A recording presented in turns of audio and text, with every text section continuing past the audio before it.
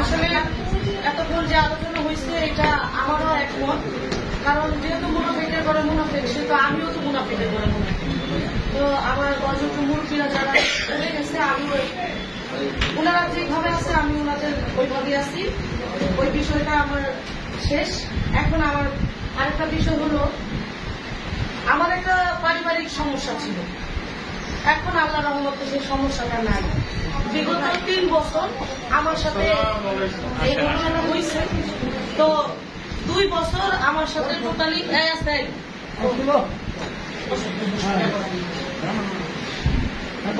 আচ্ছা আমি আসছি। 2 বছর কেউ গান করেন নাই। তা আমি আমার সভাপতি যিনি আবু সরকার বাবা যান, তারে আমি বললাম যে বাবা এখন কি করা যায়, আমার সাথে গান করে। কিন্তু আমি আমার কথাটা বলতেছি, যদি কেউ না শুনে তাহলে আমি বলবো না, আমি বলবো না। আমার একটা ছেলে আছে প্রেম, আপনারা সবাই জানেন।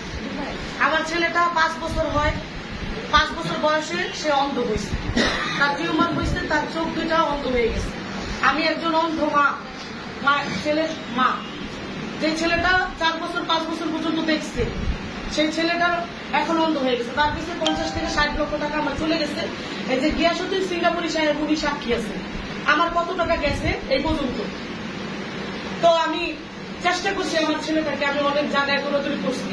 আমি কোনো বাউল শিল্পীর কাছ থেকে 10টা টাকা ভিক্ষা চাইনি, কারো কাছ থেকে 10টা টাকা আমি হাত করতে চাইনি আমার ছেলের জন্য।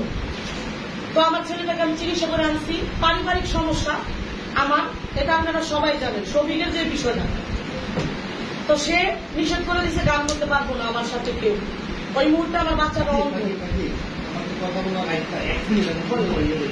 তুমি যে বললাম যে বাবুদের কাছে আমি কোনো আত্মহত্যা চাই নাই, তাদেরকে মাইন্ড করতে পারো। তুমি চাও না, তুমি কর্ম করে চেষ্টা করছো, আমি কর্ম করে আমার ছেলেটা আমি চিকিৎসা করাই, কথাটা ওইটাই। আচ্ছা,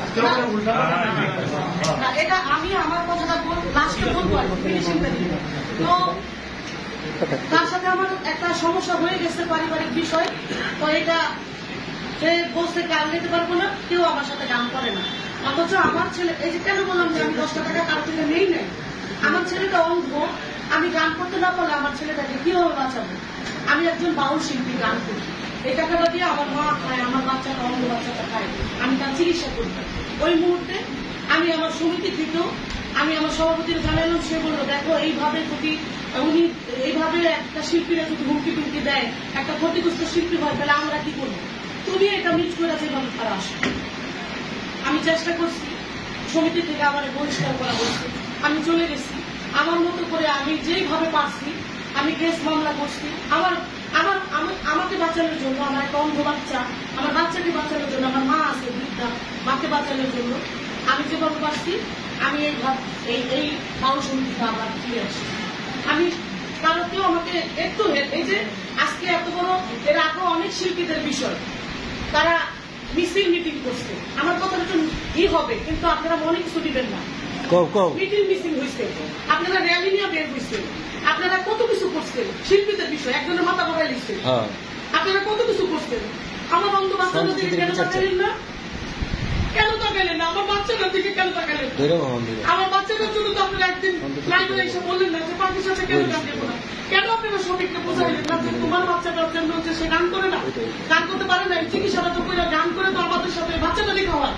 তাইলে ওর যদি 10টা শিল্পী বুঝাইতো আজকে ও বুঝতো।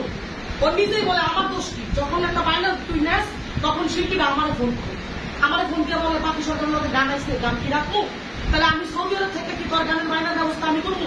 আমি কি তারা বলবো আমার সাথে তোর দ্বন্দ্ব, আমি তারা বলবো গান নেই? এরকম করে অনেক শিল্পীরা এই ঘটনাগুলি ঘটাইছে। পরিশেষে একটা বাইনা এই যে এই জানুয়ারির 9 তারিখে আমার বাবা আবু সরকার, উনি তো আগে থেকে আমার মহব্বত করে, আর বিশেষ করে আমার এখন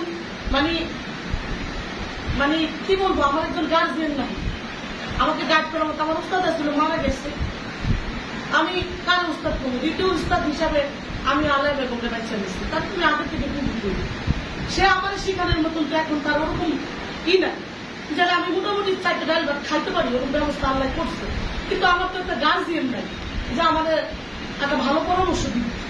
আমি তার উস্তাদ দিয়েছি, এটা দিয়েও অনেক কষ্ট পাইছি, আমার অনেক যন্ত্রণা উঠেছে। কেন তার উস্তাদ যা আমার উস্তাদের একটা উস্তাদের জন্য অনেক যুদ্ধ করছি লেখা সরকারের জন্য, তার জন্য আমি বলছি মা সবাই সব কথা বলে আমার আপনি চরণে থেকে ফালাই দিয়ে না, আমার তো কেউ নাই এই মুহূর্তে।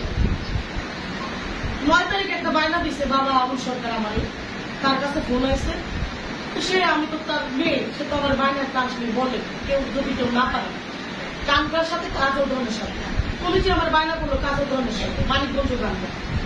আমিও কাজল ধরনের সাথে গান, আমি লাইব্রেরিতে অনেক খুশি হয়েছি কাজল ধরনের সাথে আমার গান। তাইলে সবাই জানবো পাখির সাথে এখন সবাই গান করে, এখন আর পাখির সমস্যা নেই। আমি পরের দিনের লাইভে যাই বলছি রাত থেকে, আমার যত এই ফেসবুক ফ্রেন্ড আছে না, আমার কাজল ধরনের সাথে অমুক দিন গান আছে, আপনারা লাইভে আমি গানে স্টেজে গেছি তখনও জানি কাজল ধরনের সাথে আমার গান। স্টেজে যাই আমি কমিটিকে জিজ্ঞাসা করি ব্যানারে এই জসিম সরকারের নাম কেন, কি কাজল ধন আপনার সাথে যে গান এটা সে না করে, সে গান করবে না, কাজল ধন সে গান করবে না। এই জন্য আমরা ওই মুহূর্তে কোন শিল্পী পাই না, আমরা রেণুকার দিতে বাইরে করছি। আচ্ছা, তো জসিম সরকারের সাথে আমার গান আমার তো গাইতে হবে গান, আমি গান করে চলে আসলাম। আমি কিন্তু কাজল ধনের সাথে এই পর্যন্ত জিজ্ঞাসা করতে পারলাম না, কারণ তারা আমি এর আগেও ফোন দিছিলাম যে আপনি তো একজন বাংলাদেশের সুনামধন্য গায়ক, সমিতির সভাপতি ওই সমিতি, তাহলে আপনি একটা ব্যবস্থা করেন, তা আমি কি করি, এখানে আমার কিছু করার নেই। তো লতিফ সরকার সাহেব এখনো জীবিত আছে, আমার এই বাচ্চাটার জন্য, বাচ্চাটা পাসপোর্ট করার জন্য, ভিসা করার জন্য এই লোকটা এখনো জীবিত আছে। সে আমার বাচ্চার জন্য কি করছে, আমার বাচ্চার জন্য কি করছে, আমার বাচ্চার পাসপোর্ট ভিসা সে করে দিচ্ছে তার একটা লোক দিয়ে। আর আমি তো সবসময় দোয়া করি তাদের জন্য। এখন আয়সা বাবারা বললাম আমার সরকারের যে বাবা কাজল ধন কিন্তু আমার সাথে গান করে না, আমি লজ্জা পেয়েছি, ফেসবুকে জিজ্ঞাসা করে আপনার গান না কাজল ধনের সাথে, এখন দিয়ে জসিম সরকার। আমার পরিবারের লোকেরা আমার ফোনটা ছিল, তখন কি একজন শিল্পী যদি তোমার সাথে গান না গায় তাহলে কি বলো মা, আমরা তো তোমার লোকের গান গাইতেছি, ভুলে গেলাম। কিন্তু আধো আমার সমিতি থেকে এবং ওই ক্লাবের যে সমিতি ওখান থেকে কি আমার গান গাওয়া নিষেধ আছে? এটা আপনার আজকে যে সভাপতি তার কাছে আমার এটা জানার দরকার যে আমার গান গাওয়া নিষেধ আছে কিনা। এবং আজকে যে রজব দেওয়ান সাহেব আছে ওনার সাথে আমি আমার একেবারে 2007 সাল যখন প্রথম লন্ডন আল্লাহ দিচ্ছে একসাথে, এক সময় আল্লাহ এর সাথে শালম সরকারের সাথে লতিফ সরকারের সাথে জুটি গান করেছে, অনেক গাইছে, আল্লাহ অনেক গান করেছে। আমি ছোট শিল্পী, রজব ভাই বানসালপুর এক গান রজব ভাই না করে দিল, পাখির সাথে আমি গান করি। কেরানীগঞ্জ ফৈজুদ্দিন শাহ সেখানে রজব ভাই আমাকে না করে দিল কমিটিতে, মানে খলিল ভাই যে পাখির সাথে আমি গান করি। তা আমি মহারাজ আবুল সরকার সাহেবকে ফোন লাগাই দিলাম যে বাবা এখন তো সিজন টাইম, আপনি যদি একটু রজব ভাইয়ের ফোন দিয়ে কইতেন আমার সাথে গান গাইতে তাহলে ভাই হয়তো আমার সাথে গান গাইতে। রজব ভাইরে বললো হ্যাঁ, তারপরও রজব ভাইয়ের কাছে বাইরে গেছে, রজব ভাই গানে না করে দিচ্ছে। এখন আমার কথা হইল কি, যদি শফিকের কোনো বিষয় থাকে তাহলে শফিক লাইভে এসে সবাইকে বলে দিচ্ছে পাখির সাথে আমার কোনো দ্বন্দ্ব নাই, পাখি গান করে আমার সন্তানদের বাচ্চা সে কি করে, তাইলে ও গান করুক, কোনো শিল্পীর সাথে আমার কোনো কিছু নাই, ও গান করুক না, সেটা আমার কোনো বিষয় না। এই যদি এই বিষয়টা হয়ে থাকে তাহলে তো এখানে রজব ভাইয়ের কিছু বলার নাই। আর যদি ব্যক্তিগত ভাবে আমি কোনো বিষয় কোনো কিছু তো রজব ভাইয়ের কষ্ট দিয়া থাকি আমার কোনো বিষয়, তাইলে সে যেন আমাকে আল্লাহ রাস্তা মাফ করে দেয়, কিন্তু বলতে হবে যে আমার সাথে সে কেন গান করে না। এই একটা এখানে আমাদের রফিক সরকার আছে, উনি লাইভ দিল, ওনার অফিসে নিয়ে আমার গান করে নীতি সরকারের লাইভ দিল, গান করলাম।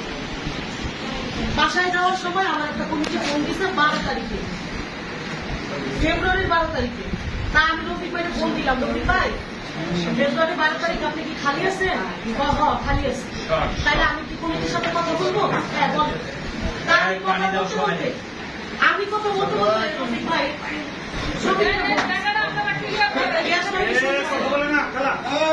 রফিক ভাই শফিকের শফিক আমাদের বাসায় আমি গেছি বলে কল রফিক সরকার না আমাদের কমিটি দিচ্ছে, আমি তারা ফোন দিচ্ছি তাহলে আমার ফোন দিল, আমাদের কেন ফোন দিল? তুমি গান করবো না করবো সেটা তোমার ব্যক্তিগত ব্যাপার, শিল্পীর ব্যক্তিগত ব্যাপার, আমার এখন আমার কথা হলো আমি রফিক ভাই একটা প্রিয় মানুষ, একসাথে বসে চা খাই, সমস্যা করি। রফিক ভাই আমার সবকিছু বিষয় জানে। তাহলে রফিক ভাই এই যদি একটা কাজ করে, আরো শিল্পীরা যদি এইভাবে কাজ করে, এখন আমার কথা হইলো বাবা, আমার যদি গান গাওয়ার নিষেধ থাকে তাহলে এটাও বলবেন, আর যদি আমার গান গাওয়ার নিষেধ না থাকে তাহলে এখানে